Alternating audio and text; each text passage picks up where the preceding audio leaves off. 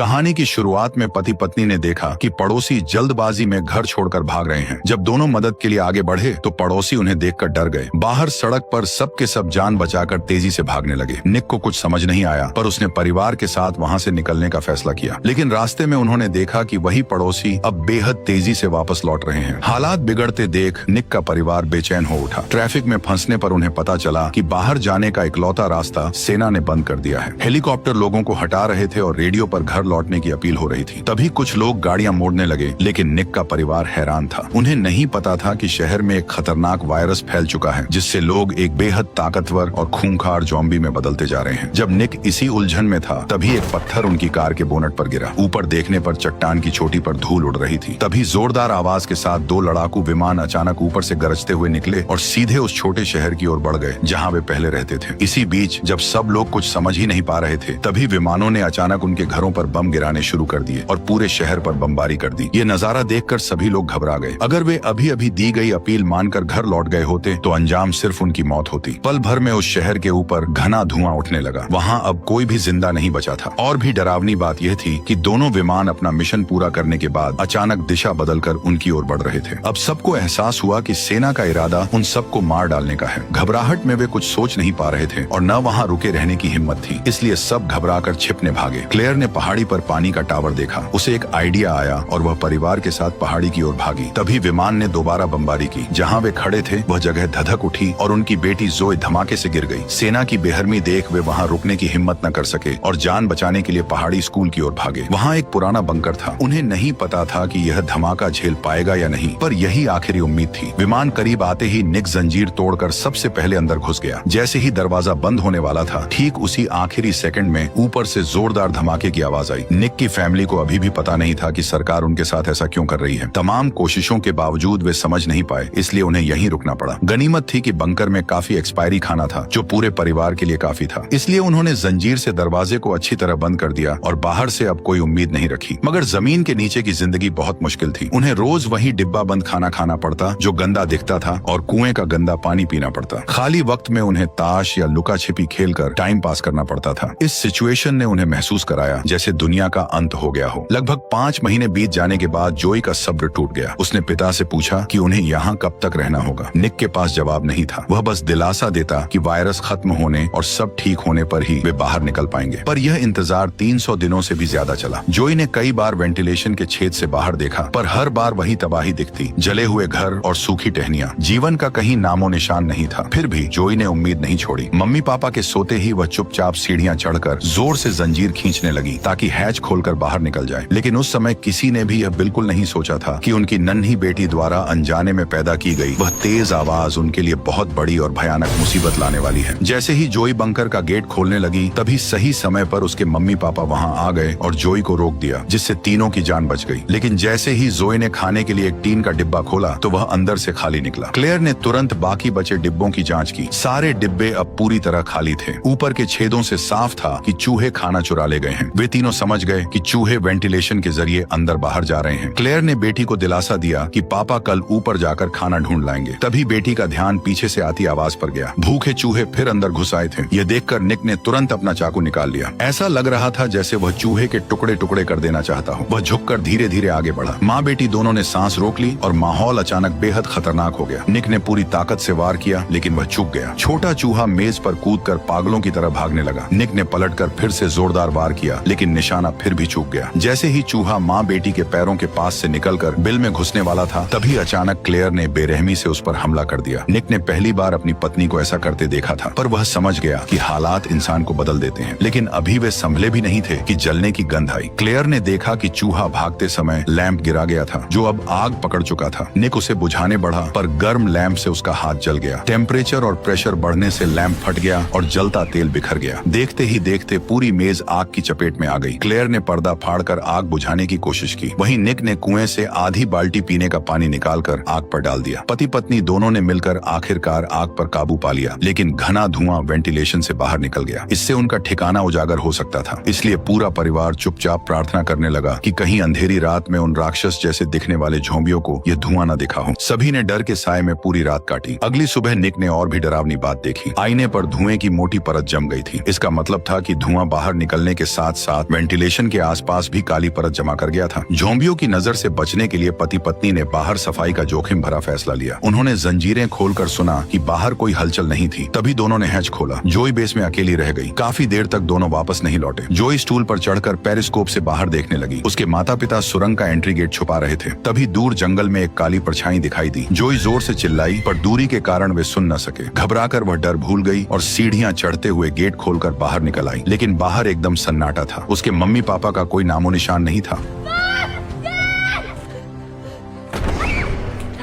Mummy papa को जिंदा देखकर जोई खुश होने की बजाय घबराते हुए लगातार बड़बड़ाती रही। तभी अचानक जोई ने सामने की ओर इशारा किया।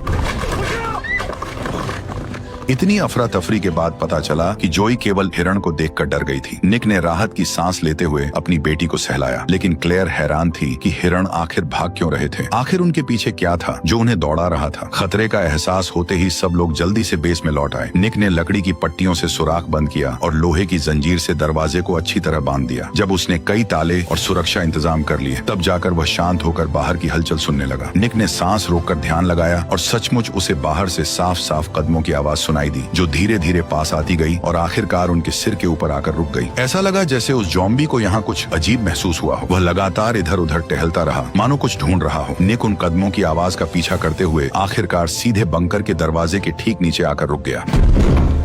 गेट के अचानक बजते ही उनके दिल में डर की लहर दौड़ गई। निक और क्लेयर प्रार्थना करने लगे कि गेट खुल न जाए। अचानक ज़ॉम्बी ने दरवाजा खींचना शुरू कर दिया। दरवाजा जंजीरों से बंधा था, लेकिन उसे रोकना नामुमकिन था। जल्द ही जंजीरें टूट गईं और दरवाजा धीरे धीरे खुलने लगा। क्लेयर ने सीढ़ियों पर चढ़कर जंजीर को थाम लिया और पूरी ताकत से उसे बंद रखने की कोशिश करने लगी। निक ने भी आखिरी पल में पानी की पाइप तोड़ दी ताकि दरवाजे को अटका सके, लेकिन जब वह ऊपर चढ़ा तब तक बहुत देर हो चुकी थी। ज़ॉम्बी ने जोर लगाकर लोहे का दरवाजा उठा दिया और उसकी सफेद चमकती आंखें पास आ गईं। निक ने लोहे की पाइप से उसके चेहरे पर जोरदार वार किया। ज़ॉम्बी को अचानक हुए इस हमले की उम्मीद नहीं थी। दर्द से वह पीछे हट गया। निक ने तुरंत लोहे की पाइप से दरवाजा अटका दिया। जब उसने कदमों की आवाज दूर जाती सुनी, तब जाकर उसने राहत की सांस ली। लेकिन वे सभी जानते थे कि इस बंकर का पता चलने के बाद और भी ज़ॉम्बी यहाँ आ जाएंगे। जल्द ही तीनों निराश होकर सीढ़ियों के पास बैठ गए, मन में थोड़ी उम्मीद लिए कि शायद वो ज़ॉम्बी हार मानकर लौट जाएंगे, लेकिन ऐसा होता नहीं दिख रहा था। करीब 20 मिनट बाद स्टोर रूम की अलमारी जोर जोर से हिलने लगी। ऊपर से भारी कदमों की अनगिनत आवाजें आने लगी और आखिरकार ज़ॉम्बियों का झुंड वहां पहुंच गया। इसके तुरंत बाद वे सभी फिर से सुरंग के एंट्री गेट पर इकट्ठा हो गए और उस मजबूत लोहे के दरवाजे पर हमला करने लगे।